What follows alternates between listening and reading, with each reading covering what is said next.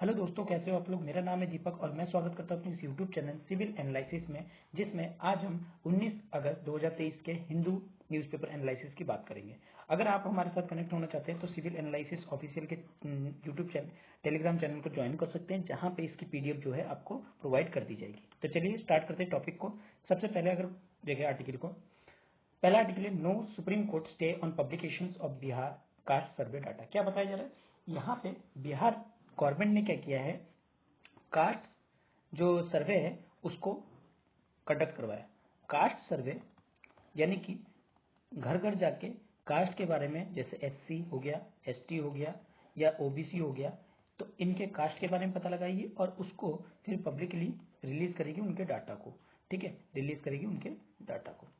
तो यहाँ पे सेकंड फेज जो है चल रहा था। ठीक है, तो भैया कास्ट की बात है, तो यानी कि ये मामला कहाँ पे गई, सुप्रीम कोर्ट में। तो सुप्रीम कोर्ट ने यहाँ क्या कहा, किस चीज पे मामला गया कि आप अगर कास्ट सेंसस करा रहे हो तो इसका मतलब आप क्या कर रहे हो, जो फंडामेंटल राइट्स है, राइट टू प्राइवेसी की, उसको क्या कर रहे हो, अब वायलेट कर रहे हो। राइट टू प्राइवेसी का मतलब क्या है कि यहाँ पे आप एससी एसटी ओबीसी लोगों को जा जाके, अगर मान लीजिए सपोज कीजिए यहाँ पे एक घर है, घर में जा जाके पूछ रहे हो, तो इसका मतलब इनकी जो राइट टू प्राइवेसी है, कहीं ना कहीं इनकी कास्ट दूसरे लोगों को क्या होती है, पता लगती है। तो इस बात पे जो है पिटीशन जो है डाली गई, और जिस पे क्या हुआ, सुप्रीम कोर्ट ने क्या किया, स्टे लगा दिया कि इस तरह जो आप कह रहे हो कि डाटा कलेक्ट किया जाए और इसको पब्लिकली लोगों के सामने रखा जाए, तो इसमें कोई प्रॉब्लम की बात ही नहीं है। क्यों? क्योंकि आप डाटा कलेक्ट किस लिए कर रहे हो, आप डाटा कर रहे हो कि जैसे आप अगर डाटा इन घरों से कलेक्ट कर रहे हो, तो इसका मतलब है कि आप इंडिविजुअली तो किसी के कलेक्ट नहीं कर रहे हो, आप तो कर रहे हो तो सभी के कर रहे हो। तो सबके जब डाटा कलेक्ट कर रहे हो, तो आप जब इसको पब्लिश करोगे तो ऑटोमेटिकली किस फॉर्म में करोगे, एक आप जब रिलीज करोगे तो ये पूरी मतलब सभी लोगों के लिए एक साथ उनके जो डाटा है, कितने अमाउंट में एससी है, कितने अमाउंट में एसटी है, इसके बारे में बताओगे। ये तो नहीं बताओगे कि ये पर्सन एसटी है, ये पर्सन ओबीसी है, ये पर्सन जो है आपके जनरल में आता है, इस तरह से तो नहीं बताओगे। आप इस चीज को डाटा रिलीज करोगे कि आप इस चीज को बता रहे हो कि जो एसटी की संख्या जो है वो बिहार में कितनी है, एससी की संख्या बिहार में कितनी है। इस चीज को क्या किया, सामने रखकर इन्होंने, सुप्रीम कोर्ट ने जवाब दिया और इस पे जो स्टे लगना था वो उन्होंने लगा दिया। ठीक है, कि इन्होंने मना कर दिया कि जो बिहार कास्ट सर्वे है उसके डाटा को कहीं ना कहीं पब्लिश किया जाए, लोगों के सामने रखा जाए। ये जरूरी नहीं है कि आप इस चीज को जो है, जो डाटा पब्लिश होगा वो इंडिविजुअली होगा, ये क्यूमुलेटिव जो है फिगर की तरह काम करेगा। इसको किसने कहा, जस्टिस संजीव खन्ना ने इसको ऑब्जर्व किया। ठीक है, और ये किसी तरह की जो है राइट टू प्राइवेसी को वायलेट नहीं कर रहा है। अगर ये, और क्या चीज बता रहे हैं कि अगर आप इस चीज को सोचते हैं कि जो तुम्हारा कास्ट है वो तुम्हारी पड़ोसी जान लेगा, तो यहाँ पे बहुत सारे क्वेश्चन कहीं ना कहीं उठ के आएंगे जो कि वायलेशन करेंगे आपके प्राइवेसी से।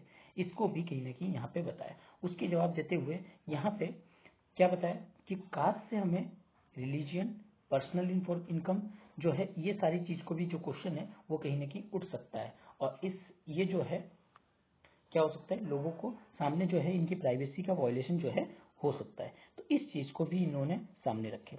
और भी इसमें बहुत सारी अच्छी बातें कही है, जैसे जस्टिस खन्ना ने क्वेश्चन किया, जो एलिमेंट जो कंपल्सन है, there is a no penalty involve if a person choose not to fill this up. यानी अगर कोई पर्सन अपने हिसाब से दे रहा है तो इसके लिए कोई पेनल्टी तो है नहीं कि आप अगर मैं अपनी मर्जी के हिसाब से अगर दे रहा हूँ डाटा तो मेरे ऊपर तो कोई पेनल्टी लग नहीं रही है। ठीक है, तो इस चीज को भी पॉइंटेड आउट किया।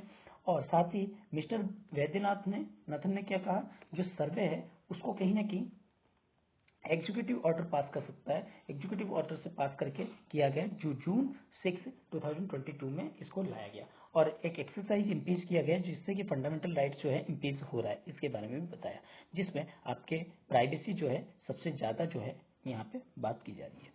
अगर एक फंडामेंटल राइट्स की बात करें, वो किसी भी एडमिनिस्ट्रेटिव ऑर्डर के द्वारा इन्फ्रिंज नहीं किया सकता, मतलब रोका नहीं जा सकता, ये भी उन्होंने कहा।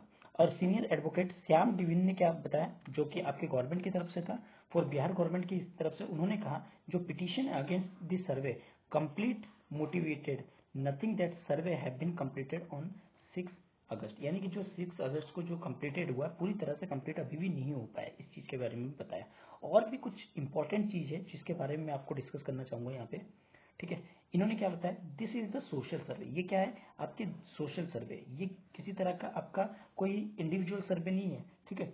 और इंफॉर्मेशन जो एक्सरसाइज से इंफॉर्मेशन जो भी मिलेगा उसको कहीं ना कहीं एनालाइज किया जाएगा, और साथ ही साथ जो वेलफेयर मेजर्स है स्टेट्स की उसमें कहीं ना कहीं इसको इंक्लूड किया जाएगा, ताकि जो सर्वे है वो ठीक तरीके से इस डाटा को कलेक्ट कर सके और लोगों तक पहुंचा सके। और इसकी लीगलिटी की बात की गई, क्या बताया गया कि सीनियर एडवोकेट जो अपराजिता है उन्होंने पिटीशन फाइल किया और अर्ज किया कि बेंच से to stay uploading the survey of data, जो सर्वे है उसको अपलोडिंग करने से रोका जाए, उन्होंने इस तरह से कहा। लेकिन उसके जवाब में क्या कहा, जस्टिस खन्ना ने यहाँ रिस्पॉन्स किया था, we will not stay anything till we prima facie convinced there is need for that. ये हमें जरूरत है, इसके लिए हम बिल्कुल ये नहीं कि हम स्टे लगा दें, ठीक है। स्टेट ऑलरेडी जो है वो हाई कोर्ट की जो जजमेंट है उसके फेवर में है, ठीक है। और ये एक्सरसाइज कहीं ना कहीं कंप्लीट हो रहा है, और इसको कहीं ना कहीं पब्लिक पे रखेंगे तो पब्लिक का ही भला होगा, ठीक है। तो इस चीज को इन्होंने बात की है। अगर हम और कुछ चीजों की बात करें जो काफी इंपॉर्टेंट हो जाता है इस लाइन में आपके प्रीलिम से जुड़े क्वेश्चन भी बन सकते हैं। देखिए क्या बताया जा रहा है, सेंसस जो पावर है वो किसके पास है, यहाँ पे इस चीज को बताया, क्या वो पूरी तरह से सेंटर के पास है या स्टेट के पास भी है, इस चीज के बारे में यहाँ पर बताया। पिटीशन ने ये आर्ग्यू करते हैं कि बिहार के पास तो कोई अथॉरिटी ही नहीं है आपको इस तरह के सर्वे करने की। ये जो सर्वे ये सिर्फ सेंटर ही कर सकता है, और केवल यूनियन के पास ही अथॉरिटी है कि वो इंडियन की जो सेंसस है वो कंडक्ट करा सके, ठीक है। स्टेट गवर्नमेंट के पास कोई ऑप्शन ही नहीं है, कोई अथॉरिटी ही नहीं है, और ना ही नोटिफाई कर सकती है कोई भी कास्ट बेस्ड सर्वे को कराने की। इस चीज को भी बताया, इस हिसाब से क्या किया इन्होंने वॉइड बताने की कोशिश किया।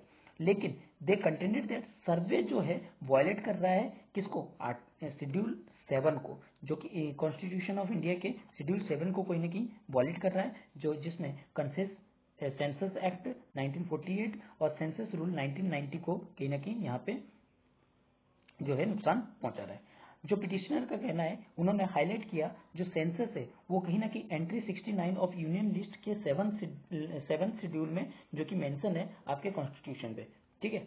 और साथ ही उन्होंने अपील किया कि जो सर्वे है वो कहीं ना कहीं जून 22 में नोटिफिकेशन आया था, और एक अल्ट्रा वायरी के रूप में ये है, मतलब इसको कोई पार ही नहीं कर सकता, ये एक एक्स्ट्रा पावर है लोग इनके पास, और बियॉन्ड द पावर या इनके पावर से भी बढ़कर है, जो सेक्शन 3, 4 और 4A कहता है, जो कि सेंसस एक्ट जो है ये कहता है 1948 का, ठीक है। तो ये चीज जो है कुछ आर्गुमेंट रखेगी सामने की बात, देखते हैं आगे क्या फैसला आता है, इसके बारे में भी डिस्कस कर लेंगे, ठीक है। चलिए आगे बढ़ते हैं।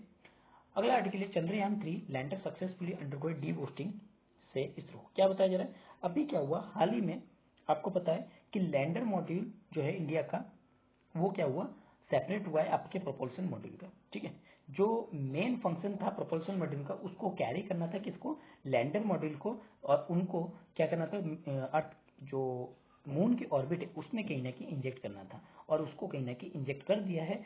अब इंजेक्ट करने के बाद अब वहां पे काम चलेगा कि डी बूस्टिंग करना, मतलब आप बूस्ट नहीं कर रहे हो, अब आप क्या कर रहे हो इस ऑर्बिट में, सपोज कीजिए यहाँ पे आपका चंद्रमा है, यहाँ पे ऑर्बिट ये क्या कर रही है, घूम रही है। अब घूम रही है तो उसकी पावर को अगर कम करोगे तो कम करना है, यानी कि डी बूस्टिंग करना है, डी बूस्टिंग करके आपको क्या करना है यहाँ पे पहुंचना है, ठीक है। तो यानी कि आपकी पावर जो है वो इतनी है, आप उसको आप पावर को क्या करोगे, कम करोगे, ठीक है। इसकी पावर को फिर क्या करोगे, फिर कम करोगे।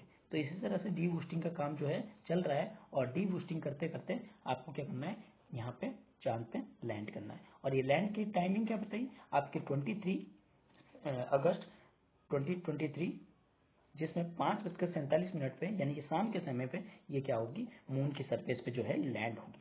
और यहाँ पे कुछ जो बात बताई गई है, जैसे अगस्त 17 में प्रोपल्शन मॉड्यूल और लैंडर मॉड्यूल कहीं ना कहीं सक्सेसफुली सेपरेट हो गए, और एक जो जर्नी है उनका वो एक तरफ एक स्टेप और आगे बढ़ चुकी है। जो लैंडर है वो कहीं ना कहीं कैपेबिलिटी है, अब सॉफ्ट लैंड कर सकता है, और आपको पता है जैसे लैंडर जो कि कैरी कर रहा है, ठीक है, आपके रोवर को, और वो रोवर क्या करेगा 14 डेज का जो टाइम पीरियड है, 14 डेज के लूनर डे का टाइम पीरियड है, जिसमें वो जो मून की सरफेस है उसके बारे में जो साइंटिफिक रिसर्च है उसको कहीं ना कहीं कंडक्ट करवाएगा। यहाँ पे लैंडर और रोवर का काम जो है काफी इंपॉर्टेंट हो जाता है, ठीक है। और इनकी मिशन लाइफ जो है कितने डेज की रखी गई है, 14 डेज की अर्थ जो है लूनर डे के हिसाब से रखी गई है। अगर हम इसरो की बात करें, फ्राइडे में इन्होंने 2 वीडियोस को रिलीज किया था, जो कि कैप्चर किया था किसके द्वारा, चंद्रयान 3 के द्वारा। जो फर्स्ट वीडियो है वो कहीं ना कहीं ये दिखाता है मून जो है कैप्चर कर रहा है लैंडर पोजीशन को, जहां पे डिटेक्शन कैमरा हुए, जो कि कैप्चर बाय दी, किससे कैप्चर हुआ था, लैंडर पोजीशन डिटेक्शन कैमरा से इसको, जो कि 15 अगस्त में क्या किया था, पहली वीडियो ने कैप्चर किया था। वहीं पे सेकंड की बात करें तो लैंडर इमेजर जो कैमरा 1 से ली गई थी वीडियो को, ठीक है, और after the separation of lander module from propulsion module 17 अगस्त के टाइम पे किया दिखाया गया था, ठीक है। तो ये सारी चीजें जो है बता रहे हैं। इसके बाद मैं आपको कुछ इंपॉर्टेंट चीज भी दिखाने वाला हूँ, आप इस वीडियो को पहले देखिए। ये वीडियो है आपका, ये देख सकते हैं आप video, moon as viewed by Chandrayaan, ये डेट भी दिखा रखा है, ठीक है। और साथ ही साथ किस तरीके से जो है आपकी ये 5 अगस्त की वीडियो है, ठीक है।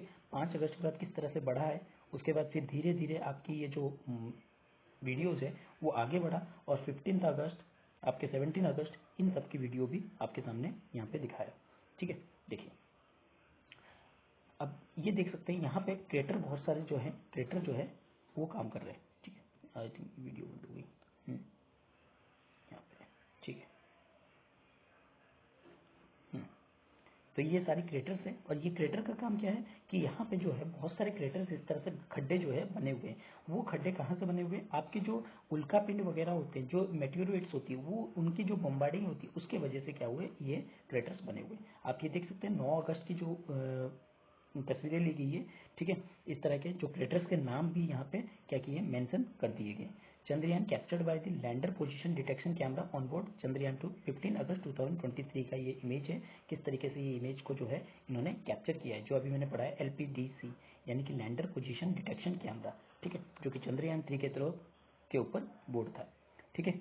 इसके बाद अगर आप देखेंगे अगली भी जो वीडियोज आएगी उसमें आपके 17 अगस्त, ये देख सकते हैं आप, 17 अगस्त 2023 में ये लैंडर इमेज द्वारा, कैमरा के द्वारा लिया गया है, जिसमें अलग अलग जो क्रिएटर्स के नाम है वो भी यहाँ पे बताए गए, ठीक है। चलिए आगे बढ़ते हैं। आगे अगर बात करें, अगला आर्टिकल है हमारा, union minister on inaugurate 660 mega power plant in Bihar. क्या किया गया, यूनियन मिनिस्ट्री ने 660 मेगावाट पावर का पावर प्लांट जो है वो बिहार में इनॉग्रेट किया है, ठीक है। जो RK सिंह है, जो हमारे रिन्यूएबल एनर्जी मिनिस्टर है, यूनियन मिनिस्टर, उन्होंने फ्राइडे को इनॉग्रेट किया है 660 मेगावाट की unit 2 stage 1 of national power thermal corporation के साथ। कहाँ पे, बर में, कहाँ पे, बर में सुपर थर्मल पावर प्रोजेक्ट। और उसके बाद इन्होंने फाउंडेशन स्टोन भी रखी है पावर ग्रिड 400 से 132 केवी के लखीसराय जो सब स्टेशन एक्सटेंशन है वहां पे, ठीक है। चलिए ये इतना ही आर्टिकल था, ठीक है। ये आपके वन लाइनर के या फिर आपके ये BPSC वगैरह के क्वेश्चन में आ सकते हैं, ठीक है। चलिए आगे बढ़ते हैं। अगला आर्टिकल है आपका 15% hike of for women in Rajasthan rural livelihood project. क्या बताया जा रहा है, यहाँ पे राजस्थान की जो चीफ मिनिस्टर है उन्होंने क्या किया, अनाउंसमेंट किया है कि 15% कहीं ना कहीं ऑनरेरियम जो पेड है वो वुमेन्स को दी जाएगी, जो रूरल लाइवलीहुड प्रोजेक्ट के साथ चल रहे हैं, ठीक है, जो कि ग्रामीण आजीविका विकास परिषद के साथ जुड़े हुए हैं। वुमेन जो यहाँ पे इंटरेस्ट फ्री लोन जो है इनके लिए सैंक्शन किया गया है 1000 करोड़ का, जिसमें एग्रीकल्चर भी होगा और साथ ही साथ नॉन एग्रीकल्चर जो नॉन फार्मिंग वर्क भी जो है यहाँ पे जुड़े हुए होंगे, ठीक है। इसमें एक सखी सम्मेलन जो एक सीतापुर में इंडस्ट्रियल एरिया में है वहां पे एड्रेस में बताया गया, ठीक है।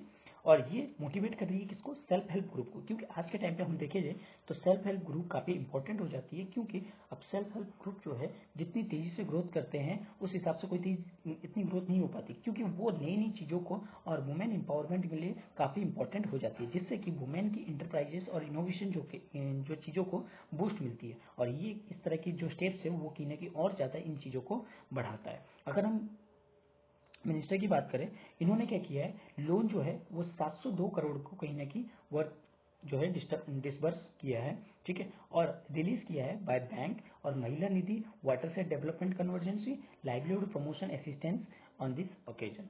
और उन्होंने कहा है कि 43 लाख वुमेन मेंबर जो कि 3.6 लाख SSG है वो ऑलरेडी रिसीव कर चुके हैं लोन को, कितने, 4774 करोड़, ठीक है। ये सारी चीजें बताया जा रहा है, ठीक है। और चीफ मिनिस्टर क्या लॉन्च किए, सामर्थ सखी योजना, रूरल सेगमेंट ऑफ इंदिरा रसोई योजना, इंटीग्रेटेड फार्मिंग क्लस्टर प्रोग्राम और डिजिटल शक्ति योजना जैसे इस तरह के प्रोग्राम भी लॉन्च किए हैं। ठीक है, चलिए अगला है article supreme court reserve order on whether children from invalid marriage can be inherited in central property. Supreme court ने यहाँ क्या किया है, जो इनवैलिड मैरिज है, मतलब जो विवाह होते हैं सही ढंग से नहीं होते, यानी कि जोर जबरदस्ती से होते हैं, उनसे जो बच्चे होते हैं क्या उनको इनहेरिटेंटली एन सेंट्रल प्रॉपर्टी देनी चाहिए, क्या उनको एक्चुअली पेरेंट्स मान के उनकी जो प्रॉपर्टी है उसका हक मिलना चाहिए, इस चीज पे बात किया जा रहा है। ठीक है, सुप्रीम कोर्ट ने आपको सिर्फ इसमें इतना ही चीज पढ़ना है, ज्यादा इंपॉर्टेंट इसमें कुछ नहीं है। ठीक है, अगर सुप्रीम कोर्ट की बात करें, फ्राइडे को इन्होंने रिजर्व किया कि जो जजमेंट है, जो चाइल्ड बॉर्न होते हैं इनवैलिड या वॉइड तरीके से, वो हिंदू मैरिज एक्ट में कहीं ना कहीं उनके पेरेंट्स की प्रॉपर्टी पे हकदार हो सकते हैं या नहीं हो सकते, इसके बारे में उन्होंने क्या किया, रिजर्व कर दिया इस ऑर्डर को। ठीक है, अब बात करें वॉइडेबल मैरिज जो है वो declared A nullity through the decree. जब वॉइडेबल मैरिज कब डिक्लेयर किया जाता है नलिटी, जब वो डिक्री हो जाता है, मतलब खत्म हो जाता है।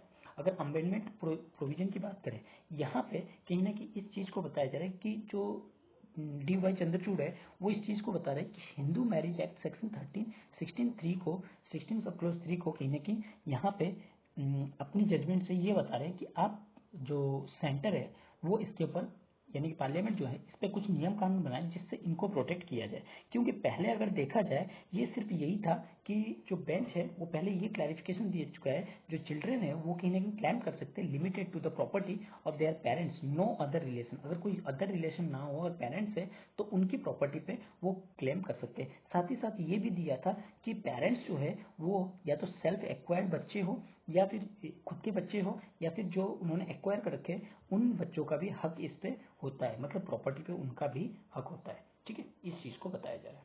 तो बाकी देखते हैं, इस तरह की रिजर्व तो किया है, बाकी देखते हैं इस ऑर्डर पे क्या आता है, उसके बाद हम लोग डिस्कशन करेंगे। ठीक है, चलिए तो आज के लिए बस इतना ही। आई होप कि आपको ये आज का आर्टिकल जो है अच्छा लगा होगा। अगर आर्टिकल अच्छा लगा है तो इसको लाइक कीजिए, अपने दोस्तों के साथ शेयर कीजिए, सब्सक्राइब करना ना भूलिए। Thank you.